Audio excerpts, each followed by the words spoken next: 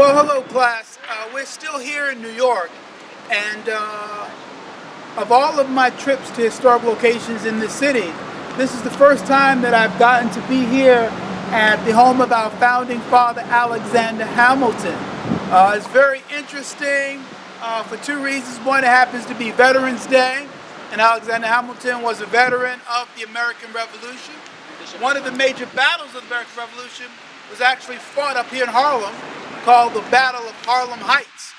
And it was very significant because George Washington and his Revolutionary Army had suffered a major defeat in Brooklyn at the Battle of Brooklyn Heights. They retreated to Lower Manhattan, and then the British pushed them all the way up here to Harlem.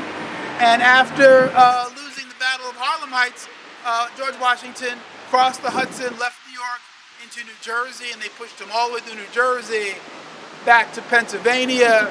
And so a lot of revolutionary history connected with that.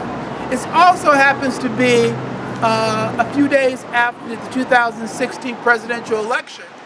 And this was an important election because for the second time in 15 years, the person who won the popular vote, Hillary Clinton, did not win the electoral vote.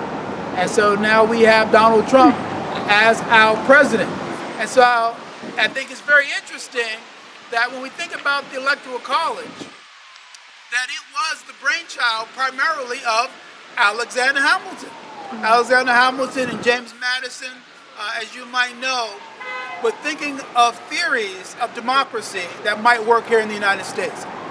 Madison in particular has studied the Greek city-state and their experiment with democracy.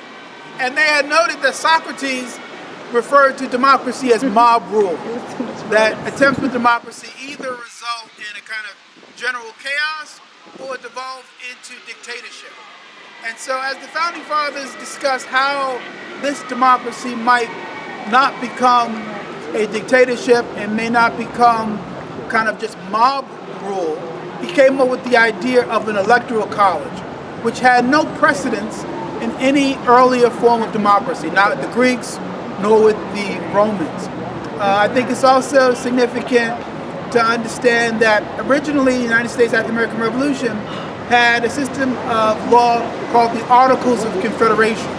And we used that for almost 10 years until 1787, when Alexander Hamilton and James Madison really pushed for a Continental Congress, which led to the creation of the Constitution of the United States. Alexander Hamilton was there most of the summer of 1787 proposing his ideas. And one of those ideas for elections was that each state would select a distinguished body of men. And they were only men at that time. Women didn't have the right to vote. African Americans could not vote. And in most states, people who did not have a certain amount of property could not vote. This suggests a certain skepticism among the Founding Fathers about the ability of individual people to make important decisions about government. They had decided that state legislatures would select the senators from each state. Today we vote directly for our senators, but that wasn't until the 20th century.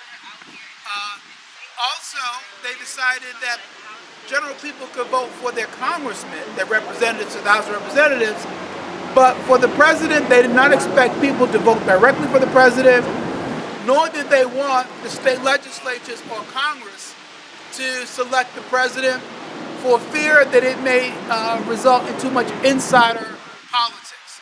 So they thought, at least Alexander Hamilton primarily in proposing this idea of the Electoral College, that if each state selected the most fair, open-minded, wise, nonpartisan, distinguished, intelligent, educated people from their states, that those people, uncorrupted by politics, would be able to select from among the best candidates who should become president. So they adopted the Electoral College, and Alexander Hamilton was very disappointed with how it turned out when he noticed in the early elections, of course, he is killed by Aaron Burr in 1804. But he became very disappointed, as well as James Madison and many of the other founding fathers, at how the Electoral College turned out, much different from what they intended. They noticed that electors would announce in advance who they were going to support. They saw the creation of political parties, which Alexander Hamilton, in one of his essays in The Federalist, hoped that America wouldn't develop parties like we have today, Democrats and Republicans. At that time, there were the Federalists and the Democratic Republicans. And so states began passing laws stating that the state would give all of its delegates to one person, often the person who won the popular vote in their state. That is not what Alexander Hamilton imagined or envisioned. He thought that within any state, if you had, say for instance, 20 electors from that state, that each one would draw his own conclusion independently and fairly. Today, almost every state in America agrees to award all of its electoral votes according to the popular vote of the person who wins that state. And that's different from what the Founding Fathers originally intended. It has become more political and also not representative necessarily of the will of the people and how electors are awarded in each state. I'll just point out that small states like Vermont or North and South Dakota, they have 3 electoral votes, and our largest state, California, has about 50 electoral votes, and other states fall between. But if you actually awarded the electoral votes according proportionally to population size, California would have more than 100. So therefore, people in California and other large states are disproportionately count less than smaller populations in small states that have larger numbers of electoral votes. So it's not a perfect system by any means because of that. But Alexander Hamilton is important as being a founder of the Constitution. Very popular here in New York. There's a hit play.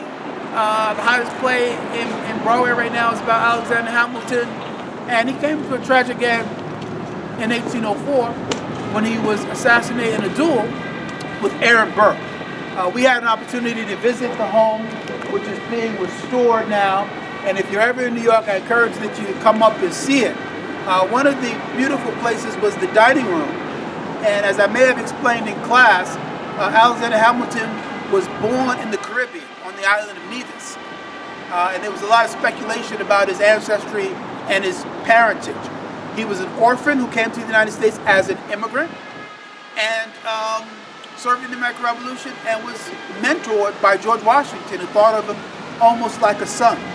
After the American Revolution, Washington chooses Alexander Hamilton to be our first Secretary of the Treasury, which is why he's on the $10 bill. And Hamilton wanted to create a Bank of the United States. He had made his fortune in banking, and he actually starts one of the founders of the Bank of America. And then, opposed to that idea was Thomas Jefferson, who also lived here in New York at the start of the American government, which was located in Lower Manhattan around Wall Street. And so the story is that Alexander Hamilton, knowing that Thomas Jefferson opposed him but loved French wine and cheese, brought some wine and cheese to Jefferson's home in Lower Manhattan and convinced him to go along with a plan to move the capital from New York to Washington, D.C. And in the meantime, the capital moved back to Philadelphia until the District of Columbia could be built. So that's a little information about Alexander Hamilton as we are here. Hope you